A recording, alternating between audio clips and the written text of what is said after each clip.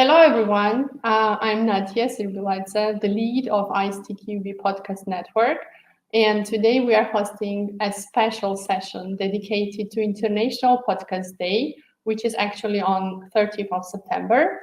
And ISTQB launched the Podcast Network initiative this spring in 2024. And let me briefly introduce what is about all this initiative.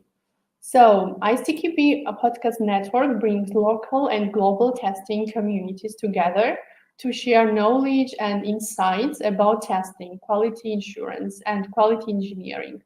And by collecting all data, details on podcasts, streams, and series from around the world, the initiative helps anyone interested in finding relevant information and channels and the content. So, since we launched the project and this initiative in this spring, we see that our list of the channels has been expanding. And today, I'm excited to welcome three hosts from a different podcast series, and I think even from different continents as well. And let me do a warm welcome to my special guest for today, Richard Seidl, software testing expert, agile quality coach, and podcast host. Mike Hrycyk, Plato's Vice President, Service Delivery for British Columbia. Nikolaj Tolkačiov, an engineer manager at NordPass. So I think it will be really nice if you can also introduce yourself to our audience. And maybe, Richard, we can start with you. If you can share a little bit about yourselves and the roles you have taken on. Yeah, thank you. Thank you, Nadia, for the introduction. Yes, I'm a software testing expert since 25 years. I think now did a lot of testing and test management in former days, and in the last years, a lot of coaching and mentoring of companies also of all sizes. And for self-therapy, I wrote a lot of books about my project experience. And last year, I decided to start a podcast mainly in German, because I'm located in Germany, and the German-speaking countries have now a podcast for software testing. That's nice. Mike, you have years of experience in different directions when I was seeing your bio. And can you also please tell a little bit about your career path? Sure. So Mike Hrycyk, I've been a tester I beat you, Richie. I got 26 years this year, but pretty close. I started testing. I was at a railway and rail operations, and as with a lot of people in our career path, they brought me in to be a user tester. And I was the first person that had ever written bugs down in a spreadsheet when they brought people out of the user group. So they decided to create a job for me.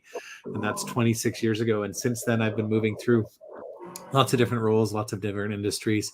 8 years ago, I joined Plato Testing. We were PQA Testing at the time. We've rebranded. And I really liked that it was a consultancy, which meant that we would go and we would find partners, and I would get to experience lots of different problems.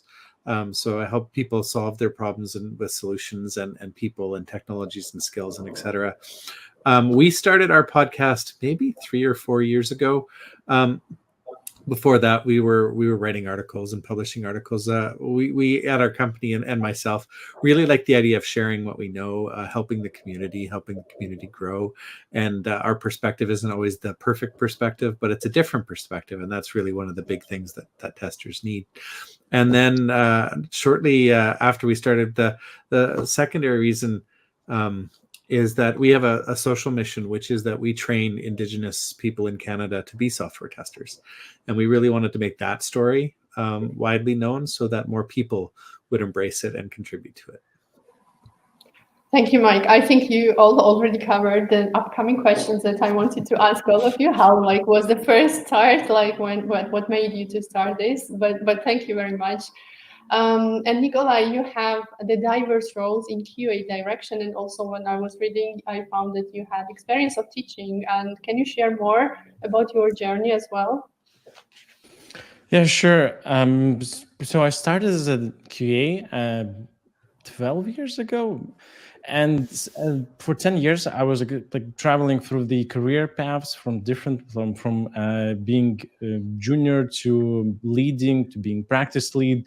And now I'm ended up in engineering manager role, which is a little bit different. So I'm working more into the delivery part of the things, not only the quality. So I want to have a better, bigger, more diverse background in order to be able to represent both worlds. So this is quite an interesting journey where I need to learn quite a few more things in order to be successful. And yeah, from teaching, in my previous company, we had a sorcery academy, and this is basically the school for test engineers. And there are more competences where we were also teaching, and one of them were kids as well. So we were teaching people from the kids from 7 years old. So programming basics using Scratch. And it was interesting way to help the whole not the industry but the whole educational system in our country, in Lithuania, to start to use it, teaching kids about the programming, about the algorithms, about how to work with computers from a younger age. So I think it did quite a big impact as well. So really proud of that program. Sounds really interesting.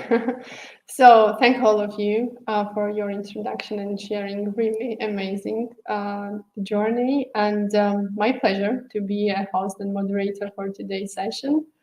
So I think I already announced that my first question is going to be to understand your first start point, becoming a podcaster, what inspired you to start streaming podcasts? What was this reason? Richard, maybe we can start with you. And why software testing? This is also very important. Why? Sorry, pardon? And why also the software testing, the area of the podcast? Yes, it was 2 years ago when I did a blog article series about future testing, and I had two interviewer partner, Tilo Linz from Inbus in Germany and Wolfgang Platz, the founder of Tricentis, and they declined to write any text for me, and they said, yeah, we can do such a video call. And I said, okay, then I have to transcribe all this stuff. Okay, I will do that. So, and okay, we can do the video call. And both video calls were so funny. We had so much fun at this call. And then I thought about it and said, okay, there could be a good part for me to make a podcast from this experience. And yeah, 1 year later it started mainly as a community podcast, as I work with the podcast with a lot of local organizations and community partner, and so the process of every week one expert interview is spread around the German society there. Yeah. Sounds good. Mike, you already started to share with us how you started. Maybe you would like to spread more information around this, and what led you also to think that you will succeed with the podcast start. And would you like to add something with your storytelling? Yeah, I think that really we were just looking for a way to expand our voice, and at that point, so we had written, as long as I'd been here and before, we had written articles, and you could go and you could read our stuff, and we thought that was great.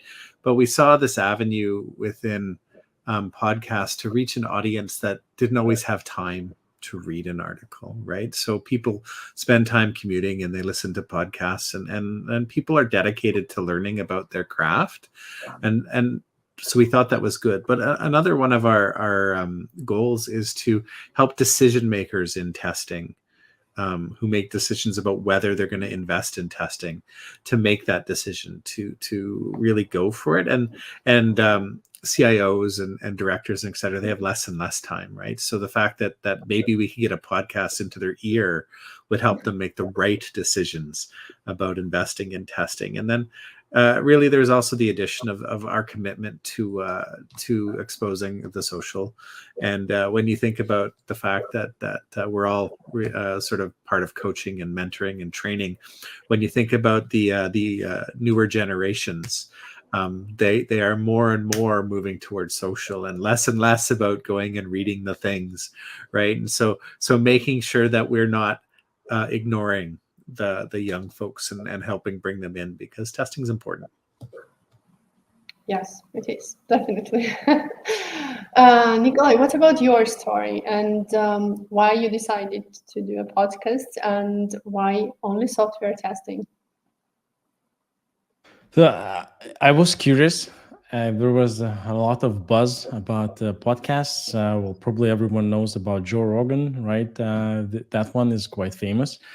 So, and I was curious about it. And before that, I tried multiple ways of knowledge sharing, like presentations, workshops, articles, guides, know-hows. And that was a new media for me, like voiced conversations, like dialogue, and with specific experts about specific topics, maybe quite relevant to today. Like you basically record it, and then next day or even the same day you can push it to the internet, and it's available to everyone to listen. You don't need to go to conference, you don't need to pay for something. So it was a really interesting media to spread knowledge, and I wanted to try it, and no one invited me. Like, I mean, I didn't ask for someone, so no one invited me. So there wasn't any opportunity, so I had to create it myself. So I found a friend who was also like wanted to try this, and we started it. And we had a specific goal. So so my country is not that big. It's less than 3 million of population. And we created the podcast specifically for that country. So we used the language, and we used the relevant information, relevant situation, what's happening in the country. So we were the only one at that time who were talking about testing and actually like what's happening in the industry of that country. So it was very, very relevant. And we had a lot of support just because people were like celebrating, like, hey, we start finally talking about testing in this kind of media. And we got a lot of support, and it was like exhilarating. So, and yeah, for 2 years now, we were doing this podcast. I think we are 25 episodes in. So it's quite an achievement. And when we started, we only said like, okay, let's do 10, but like definitely push it for 10 at least, and then we can give up. So yeah, 25 episodes in, and we're still kicking. That's great. I will ask later about the impact and so on. So thank you very much. Richard, I will return to you now. What can you tell us about the target audience and how do you see the growth of your channel? What's about the progress? How it's move on? Yes, I think the target audience changed a little bit. It started mainly in the software testing area, the community we know from ISTQB and so. But this year in April, one community partner, a new community partner, came to the podcast. This is Hrycyk Developer in Germany, which is a big developer platform. And so I now knew that also a lot of software developer hear that podcast. And this was one shift, and which increases the audience very, very much. The other was that I'm doing a video podcast now. The first episodes were only in audio, but now I'm using cameras and doing different perspectives and have a YouTube channel. And there is another audience there. They want to view these things. They want to see that, and not only hear that when going jogging and preparing lunch. And so so this is this were two steps where a lot of new audience came to the podcast. Yeah. Nice. It's always interesting when you have new audience and joining and you see the impact. And yes, Mike, what impact do you see your podcast having on the market also? It's interesting to know, of course, about your target audience as well. Can you share with us? Sure. I mean, our target audience is Honestly, it's anyone who wants to listen. But I mean, we really do. As I mentioned before, we want people who are interested in getting into testing.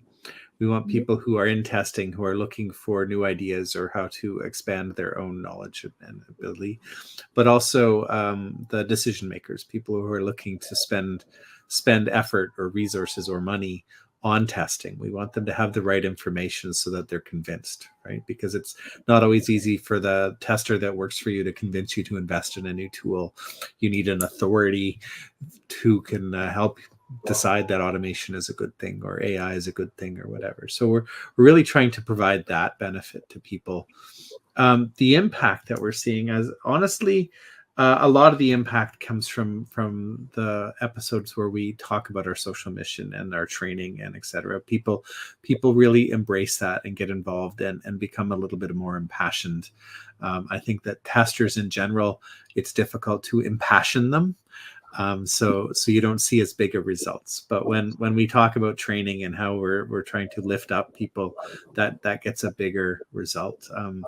I think we're probably similar to the other podcasts. We've got about 30 episodes now, I think. One thing that I like seeing is, so we haven't had anything go viral. And I think that's maybe because we don't have giant arguments in our podcast. And maybe that's the way to go, is have really controversial discussions. And we haven't done that so much. But about 50% of our listenership is Canadian. And then we sort of have an even split between the US, India, and Germany are listening to our podcast. And so the reach is growing. But we don't really market super heavily. We're not doing Facebook ads or anything like that for our podcast. So it's mostly been organic growth. But we really, and something we're missing, we're not seeing is a lot of discussion that comes out of our podcast. You can't go to an online forum and see them talking about our podcast. And that would be nice, but we're not pushing that hard either. We really like the organic idea. But when we get responses, they're fabulous, right? And we really like that we can make somewhat of a difference. Yeah, totally agree. And Nikolaj, can you also share which directions of software testing do you cover in your podcast? And do you have maybe some specific topics, or what about your audience? Topics are quite various. We started with the clickbait, so about interviews. So how to nail the interview for a software engineer or QA, and then we shifted a little bit, and we then talked about the other side, like if I'm interviewing, what I'm looking for, what are the problems, what are the usual trends I'm seeing from the people who apply, what I like, what I don't like. So it was like both sides, so you can better understand the not arguments, but the reality of the whole like end to end of applying to the job and then getting to it, and how to get you onboarded to the projects. Also, on the third episode in the same series, we invited the talent acquisition specialists, and they told a different story about what they like about comparing hiring for a software engineer versus hiring for a software developer. And it was really interesting to see the different perspective clash and discuss, because this is the value it comes from misunderstandings, from things that we view differently, but there's actually a common point of view and those are the most, I would say, impactful. But we also talk about testing itself, about specifically quality gates, about test automation, about how to progress in your career, what you need to look into that, what you need to grow in order to be more valued and needed in the industry. And we explore those as well. But we also have some different episodes about emotional intelligence. So it's important topic, and it's like a soft skill, but it's relevant not only for test engineers but for everyone. And that one is interesting as well. We didn't talk about a lot of testing in there, but how to deal or work with the team. What about the toxicity? What about the company, the values, all of the rest of the stuff apart from testing? So we explore a lot of areas sometimes by just, hey, I have a friend, he have a really good topic. Let's just, invite him to the conference, to the call, and just, have a chat with them. So it's really dynamic. And sometimes we when we receive questions from our audience, like after episodes, like we was like, hey, could you talk about ISTQB, right? There's a lot of different certificates, or a lot of different programs to do, how to choose, how to prepare for them. And then we invited our local board, and then we talked about those questions. We asked them, and then maybe sometimes even challenged them. And it was also like what the audience wanted, and so we also listened to them, and then try to see the things which creates more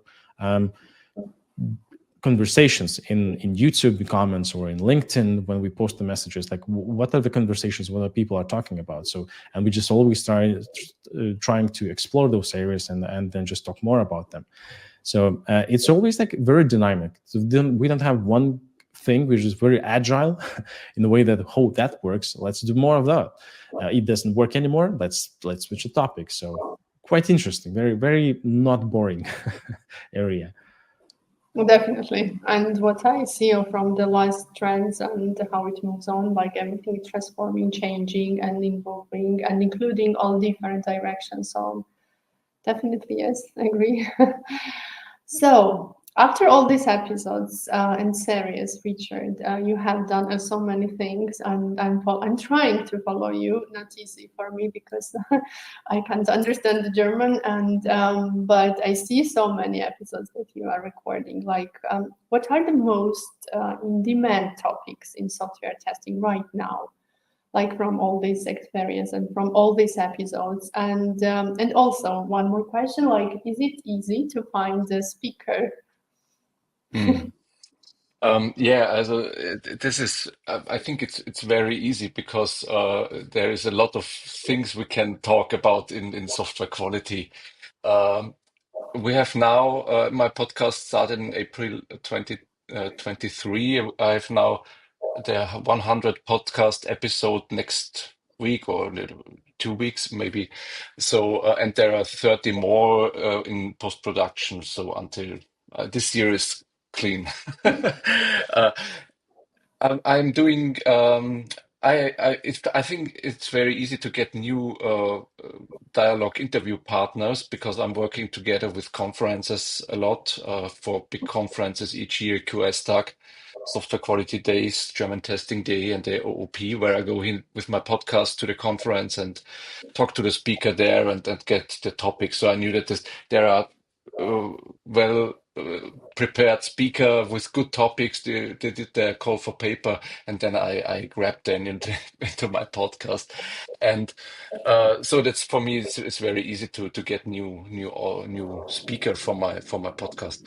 I'm doing also sometimes English episodes too, if it's international guests, but mainly the German part.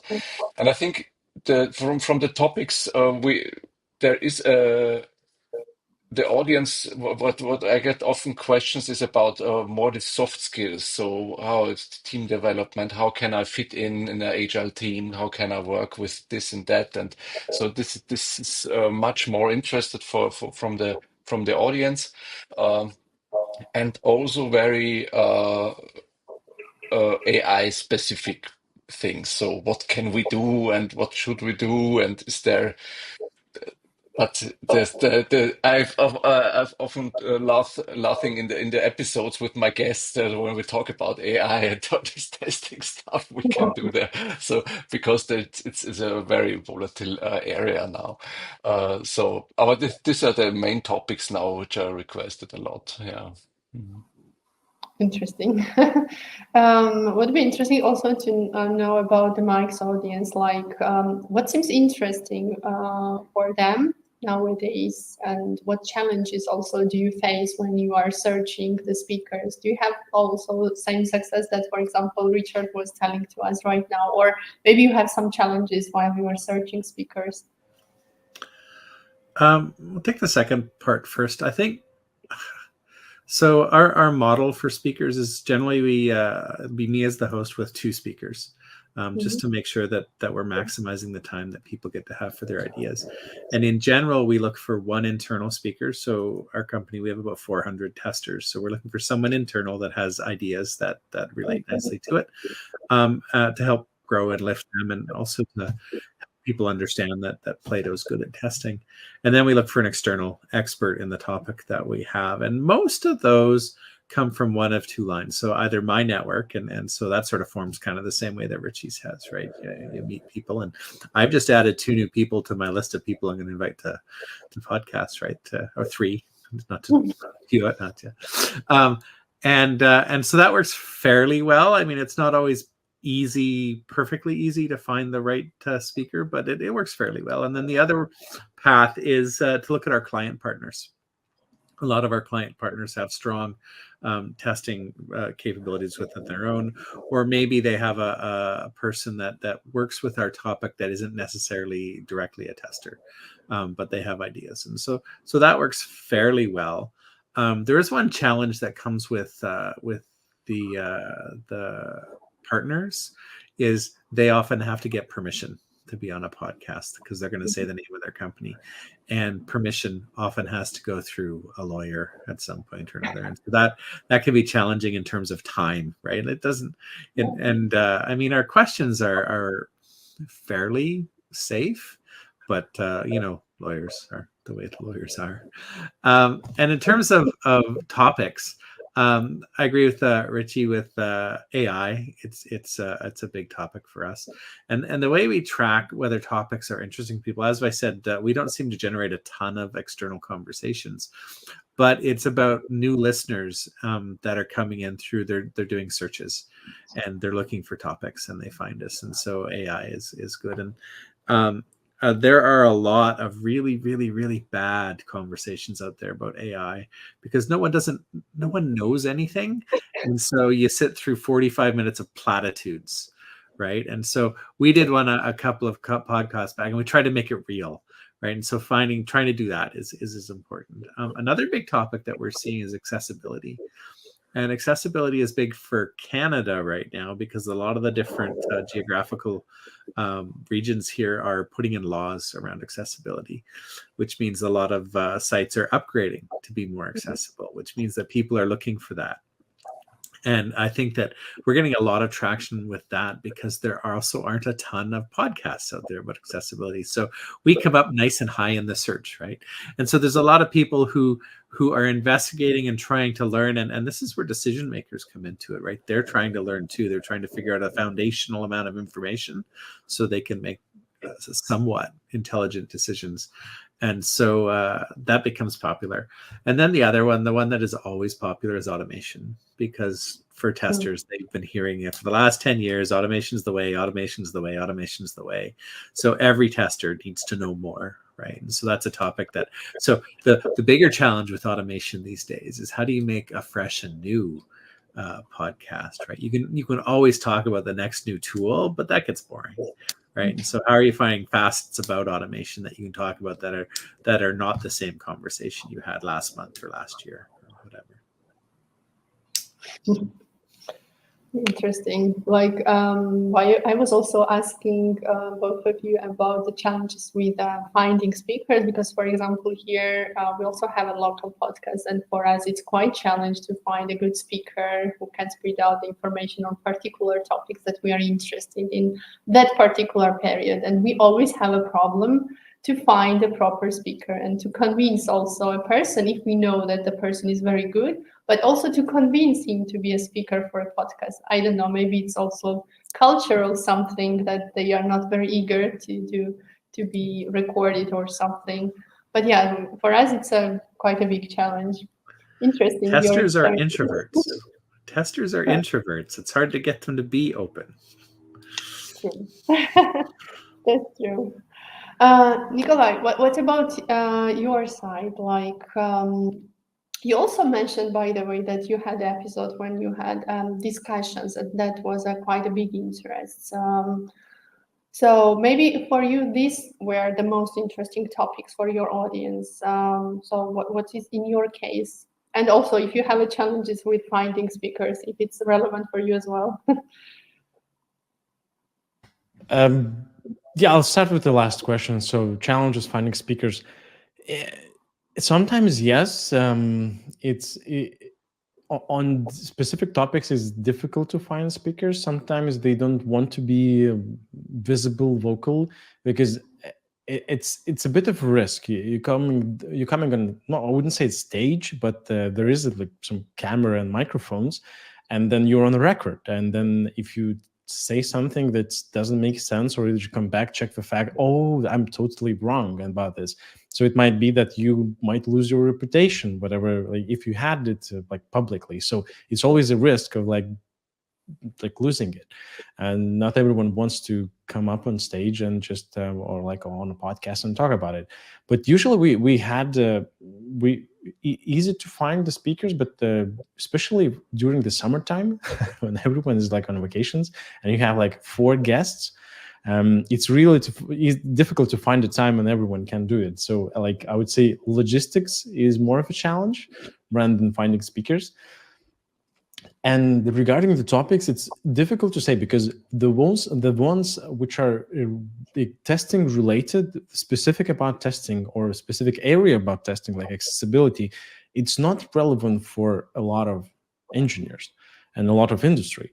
But if you talk about something like soft skills, like emotional intelligence, that's a bigger area, like a lot of more group, like target audience come up, and like bigger size of them can actually like interested in that topic. So you can see that hey, this episode have more views, but it just means that just more people are interested in that. But specifically about testing, I would say there was the quality gates, just in general, like how to set up a good quality gates for your like how you release the product into the market, and what's quality gates, what you need to think about, what you need to test in order to have a good one, like with a good, decent quality. So you can overdo something, you can under like think about some area, and then you're gonna have issues. So what are those quality gates? So that one was quite popular in testing.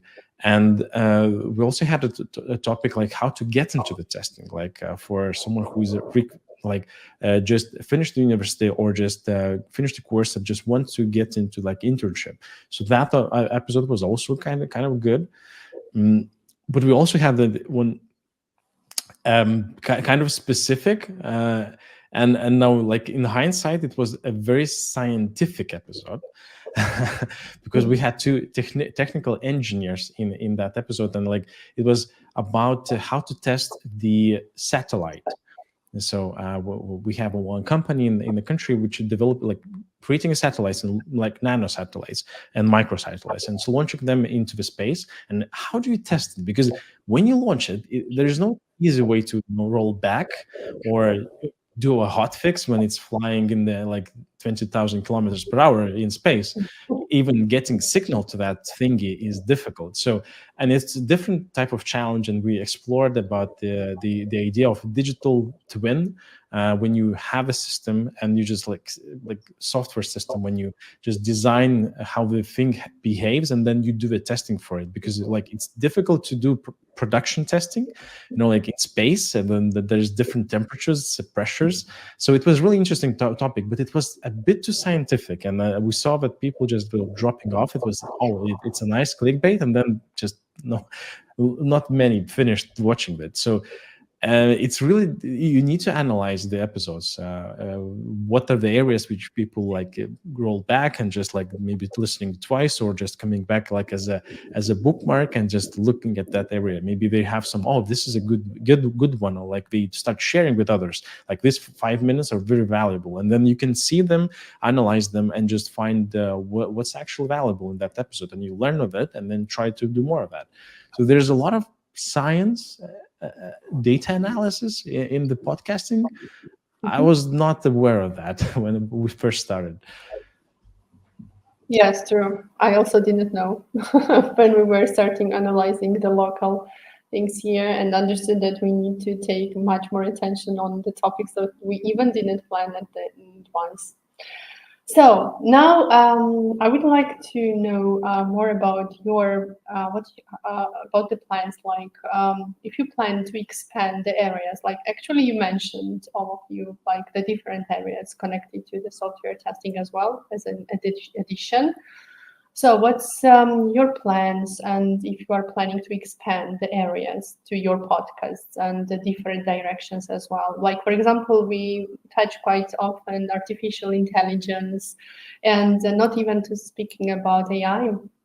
For example, for the last period when I'm seeing the requirements for tester, I often see the requirements for DevOps engineer, like, and a lot of different things are connected now, the software tester, and actually the worldwide, if are not only this, like there are a lot of transformations, and everything goes and changes very fast nowadays. And how you are handling these transformations, all these impacts, and how do you plan now to continue and move forward? I have the same question with three of you. We can start with Richard, like, as we do. We are used to Yes. sometimes. Yes, when I started the podcast, I always have doing some conference speeches about quality as an attitude for the whole software engineering team, and my podcast is called Podcast Software Testing.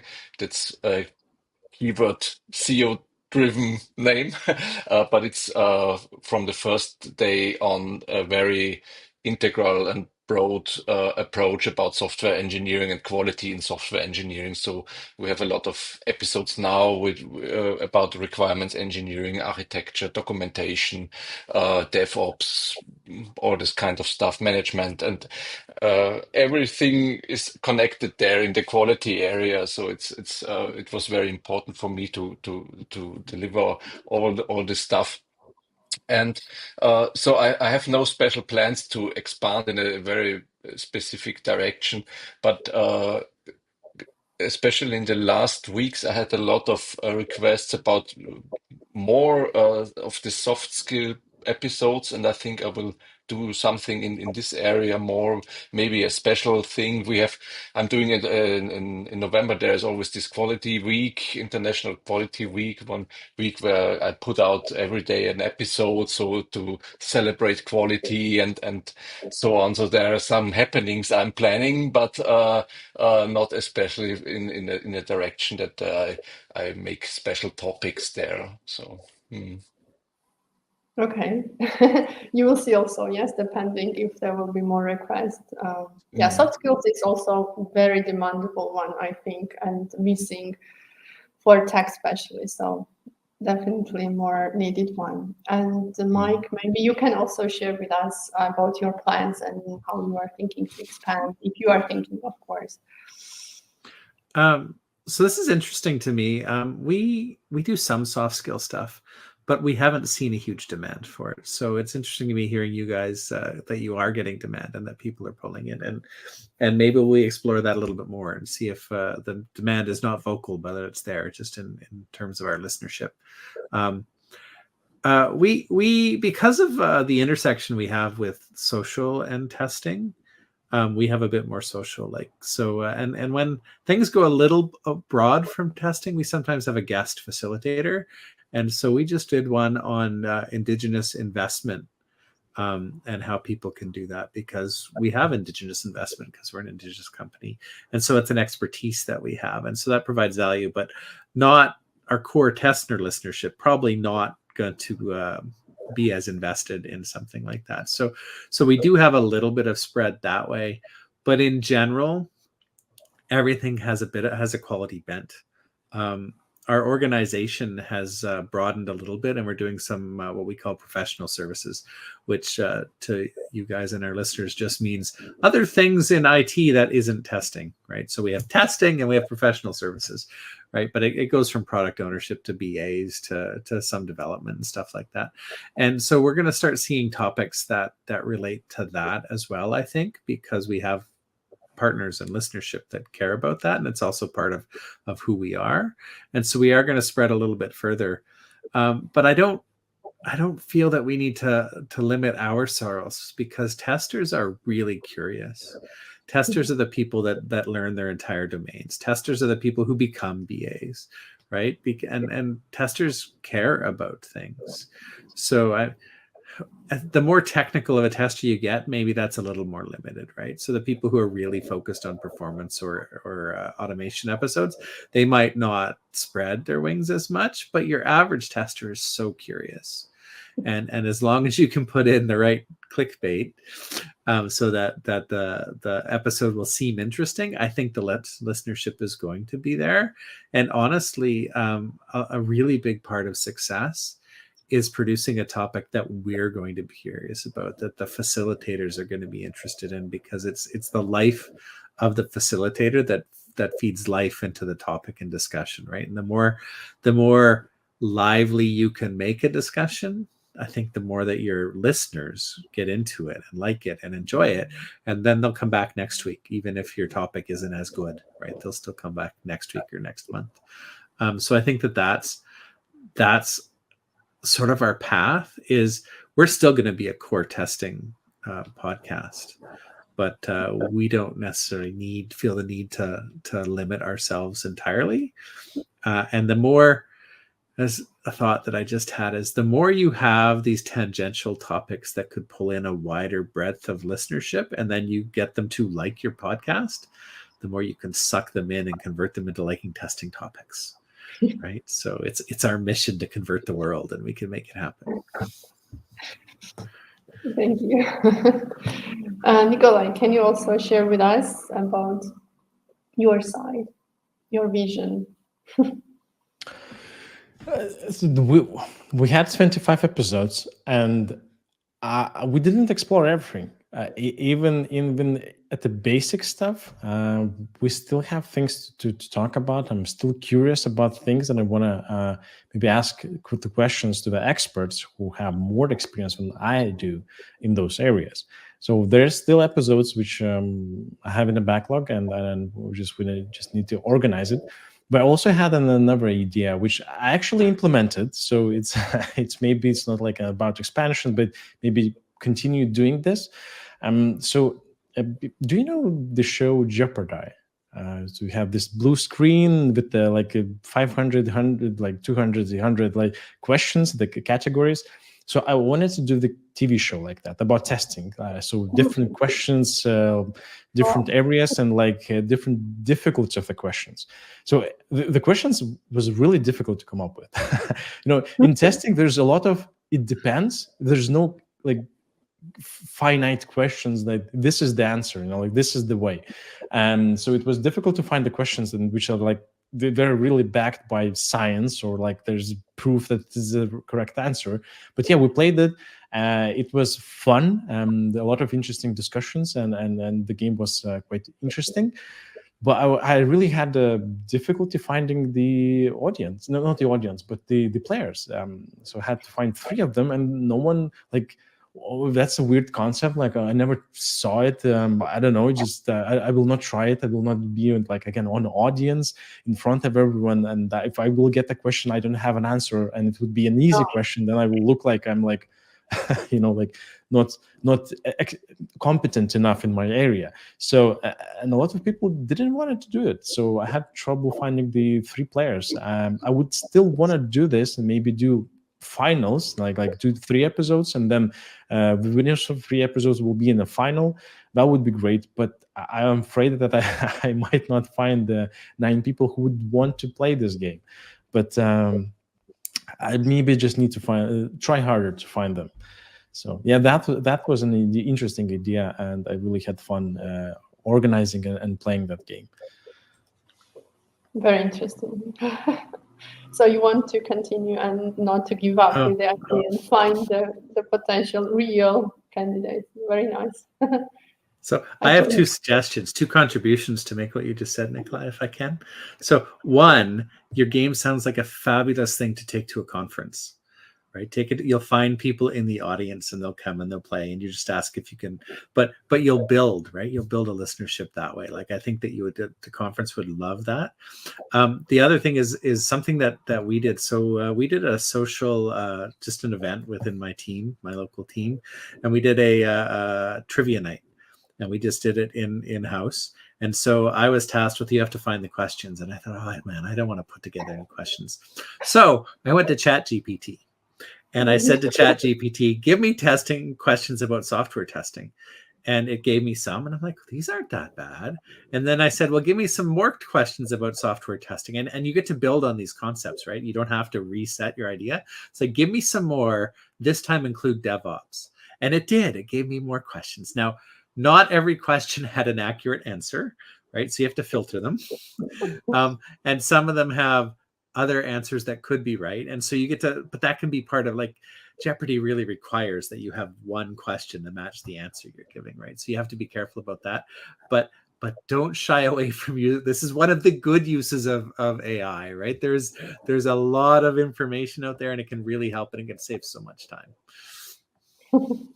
Yeah, that's a really good advice. And I, at that time, I tried. It was like last year, and it wasn't that good. I mean, it had some questions, but I had to still rewrite almost everything. And the answers themselves were really like, it depends. Maybe I didn't do a really good, like, specific questions in which area we should do. I just create the questions according to the game Jeopardy for the one round, and it wasn't well. Maybe with the newest ChatGPT model, maybe that would be better. I need to give it another spin. But thanks, yeah. So you can try, and then you can share with us what will be results afterwards. And actually, I think we are finishing, and I would like to thank all of you. Actually, it was really a pleasure for me to be a host for today's session, to be with you. And I want to wish all of you to have a success with your episodes, and you're doing a great job. I think so, personally. And to our audience who is watching us, stay with us, and please follow our social channels and stay tuned for more updates on the new and existing ISTQB Podcast Network members. Thank you, everyone, and goodbye.